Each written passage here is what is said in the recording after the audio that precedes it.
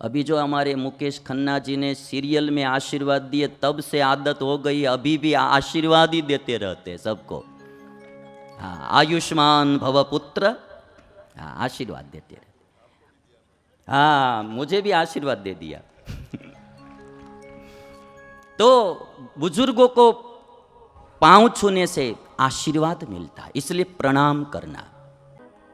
मैं आपसे एक बात बताऊंगा कि भगवान भी अपने माता पिता को प्रणाम करते थे, तो हमको भी ये रखना चाहिए जीवन में कि हर दिन माता पिता को प्रणाम करना। आज हम हमारी ये संस्कृति भूलते जा रहे हैं। आप इतना गौरव होना चाहिए हम कि हम भारत देश के संतान हैं। हमारे राम अपने माता पिता को प्रणाम करते थे, कृष्ण अपने माता पिता को प्रणाम करते थे, तो हमको भी प्रणाम करना चाहिए। पुत्र वधू होती है तो सास और ससुर को प्रणाम करना चाहिए। सुबह सुबह में आप प्रणाम कर लेंगे ना, सास को कभी डांटना होता है ना तो भी नहीं डांटेगी, हाँ वो शांत हो जाएगी। और आप सब जानते हैं कि जो ग्रह परेशान करता है उसकी पूजा कर लो तो ग्रह परेशान करना छोड़ देता है, वो भी एक फायदा होता है। जो ग्रह परेशान करता है उसकी पूजा करो तो ग्रह परेशान करना छोड़ देता है। कम से कम ग्रह समझकर भी पूजा कर लेना, ये बहुत जरूरी है। और बुजुर्गों के प्रणाम करने से आशीर्वाद मिलता है। अभी जो हमारे मुकेश खन्ना जी ने सीरियल में आशीर्वाद दिए, तब से आदत हो गई, अभी भी आशीर्वाद ही देते रहते सबको। हाँ, आयुष्मान भव पुत्र, हाँ आशीर्वाद देते रहते। हाँ, मुझे भी आशीर्वाद दे दिया। तो बुजुर्गों को पांव छूने से आशीर्वाद मिलता है, इसलिए प्रणाम करना। આપણે ગુજરાતીમાં એમ કહેવાય ને કે ગઈઢિયા ગાડા પાછા વાળે। હા, ગુજરાતીમાં આપણે એમ કે ગઈઢિયા ગાડા પાછા વાળે। આપણે આમ ભલે મહત્વ ન હોય, એક છોકરાને એક છોકરીને પ્રેમ થઈ ગયેલો, હવે બે લગ્ન કરવા માટે ઈચ્છતા હતા। एक लड़का था और एक लड़की, दोनों को प्रीति हो गई थी। आपको मैं हिंदी में सुना रहा हूँ, गुजराती समझते हैं? मुझे अभ्यास हो जाएगा ना थोड़ा हिंदी बोलने का। तो पछी दोनों को प्रीति हो गई थी तो शादी करना चाहते थे। लड़का बोलता था कि मुझे शादी करनी है, लड़की ने कहा कि मेरे पिता और माता की आज्ञा के बिना मैं शादी नहीं करूँगी। तो कहा कि आप एक बार आइए और मेरे पिताजी से बात कीजिए। तो लड़का आया और बात की कि भाई आप शादी करो, तो शादी करो। तो पिताजी ने कहा, लड़की के पिताजी ने, कि मैं एक शर्त पर शादी कर सकता हूँ। तो कि क्या शर्त है? कि कोई बुढ़े को बारात में लेकर मत आना, कोई बुजुर्ग को बारात में लेकर नहीं आना। यदि आपको शादी करनी है मेरी लड़की से तो बुजुर्ग को बारात में लेकर मत आना। लड़के ने कहा ठीक है। लड़का घर पे गया, सबसे बोल दिया कि भाई बहुत प्रयत्न के बाद ये मेरा काम सफल हुआ है, आप कोई बुजुर्ग मेरी शादी में मत आना, वृद्ध को किसी को शादी में नहीं आना। तो उसका जो नाना था, उसकी माँ का पिता, उसने जिद पकड़ ली, मैं तो आऊँगा ही आऊँगा, कैसे भी ले जाओ, छिपा के ले जाओ, कैसे भी ले जाओ, मैं आऊँगा। तो किसी ने कहा, मनाने पर माने नहीं, तो कहा कि भी इसको कहीं छिपा कर रख लो ना, कहीं पीछे बिठा देना। तो छिपा के ले गए।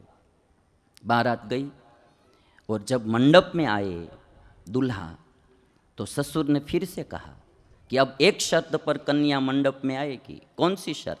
तो कि हमारे गांव में एक नदी बह रही है, उसमें पानी बह रहा है, उस पानी की जगह पर आप दूध बहा दो तो मेरी लड़की की शादी होगी।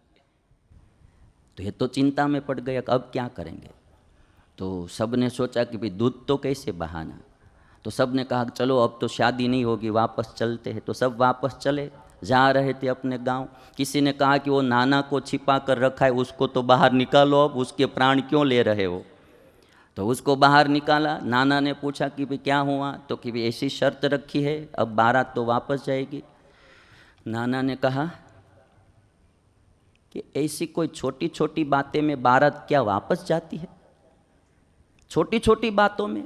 तो सब जवान तो आश्चर्यचकित हो गए, ये छोटी बात है? नाना ने कहा कि उसको बुलाओ, ससुर पक्ष वाले को। और नाना ने कहा कि हमने दूध का इंतजाम कर दिया है, आप पानी खाली कर दो, इसलिए हम दूध बहा देते हैं। किसी ने जाकर ससुर से कहा कि भाई ये बात ये ऐसी आई है, बारात में से पानी खाली कर दो तो दूध बहा देंगे। ससुर ने कहा कि आप तपास करो, पक्का कोई वृद्ध होना चाहिए बारात में।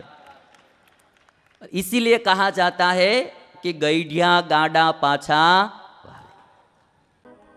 मैं आपसे एक बात बताऊंगा कि भगवान भी अपने माता पिता को प्रणाम करते थे, तो हमको भी ये रखना चाहिए जीवन में कि हर दिन माता पिता को प्रणाम करना।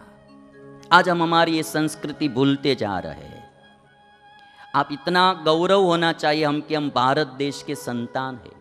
हमारे राम अपने माता पिता को प्रणाम करते थे, कृष्ण अपने माता पिता को प्रणाम करते थे, तो हमको भी प्रणाम करना चाहिए। पुत्र वधू होती है तो सास और ससुर को प्रणाम करना चाहिए। सुबह सुबह में आप प्रणाम कर लेंगे ना, सास को कभी डांटना होता है ना तो भी नहीं डांटेगी, हाँ वो शांत हो जाएगी। और आप सब जानते हैं कि जो ग्रह परेशान करता है उसकी पूजा कर लो तो ग्रह परेशान करना छोड़ देता है। वो भी एक फायदा होता है। जो ग्रह परेशान करता है उसकी पूजा करो तो ग्रह परेशान करना छोड़ देता है। कम से कम ग्रह समझ कर भी पूजा कर लेना, ये बहुत जरूरी है। और बुजुर्गों के प्रणाम करने से आशीर्वाद मिलता है। अभी जो हमारे मुकेश खन्ना जी ने सीरियल में आशीर्वाद दिए, तब से आदत हो गई, अभी भी आशीर्वाद ही देते रहते सबको। हाँ, आयुष्मान भव पुत्र, हाँ आशीर्वाद देते रहते। हाँ मुझे भी आशीर्वाद दे दिया। तो बुजुर्गों को पांव छूने से आशीर्वाद मिलता है, इसलिए प्रणाम करना। આપણે ગુજરાતીમાં એમ કહેવાય ને કે ગઈઢિયા ગાડા પાછા વાળે। ગુજરાતીમાં આપણે એમ કે ગઈઢિયા ગાડા પાછા વાળે। આપણે આમ ભલે મહત્વ ન હોય, એક છોકરાને ને એક છોકરીને પ્રેમ થઈ ગયેલો, હવે બે લગ્ન કરવા માટે ઈચ્છતા હતા। एक लड़का था और एक लड़की, दोनों को प्रीति हो गई थी। आपको मैं हिंदी में सुना रहा हूँ, गुजराती समझते हैं? मुझे अभ्यास हो जाएगा ना थोड़ा हिंदी बोलने का। तो पछी दोनों को प्रीति हो गई थी तो शादी करना चाहते थे। लड़का बोलता था कि मुझे शादी करनी है। लड़की ने कहा कि मेरे पिता और माता की आज्ञा के बिना मैं शादी नहीं करूँगी। तो कहा कि आप एक बार आइए और मेरे पिताजी से बात कीजिए। तो लड़का आया और बात की कि भाई आप शादी करो, तो शादी करो। तो पिताजी ने कहा, लड़की के पिताजी ने, कि मैं एक शर्त पर शादी कर सकता हूँ। तो कि क्या शर्त है?